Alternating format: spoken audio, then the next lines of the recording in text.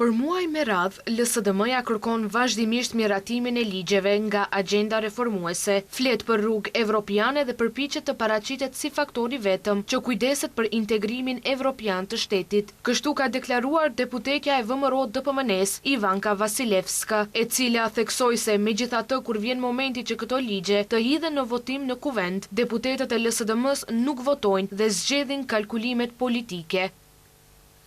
Koji se del od reformskата agenda. U plotësua propozim ligji për shërbimin gjyqësor me 61 vota pro dhe 12 kundër. U plotësua propozim ligji për shërbimin e prokurorisë publike me 62 vota pro dhe 13 kundër.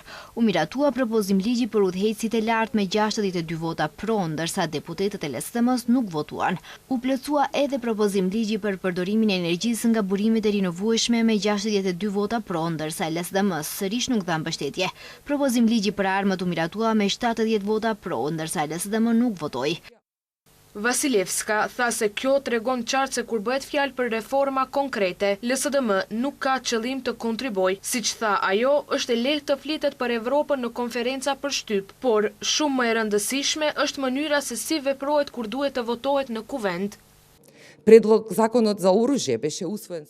Kështu ishte edhe me grupin e punës për kodin zgjedhor, ku përfaqësuesit e LSDM-s nuk morën pjesë dhe nuk zgjodhen ta bojkotojnë grupin e punës, edhe pse ai ka për detyrë të zbatojë rekomandimet e OSBE-Odihrrit dhe t'i harmonizojë ato me standardet që kërkohen nga institucionet evropiane.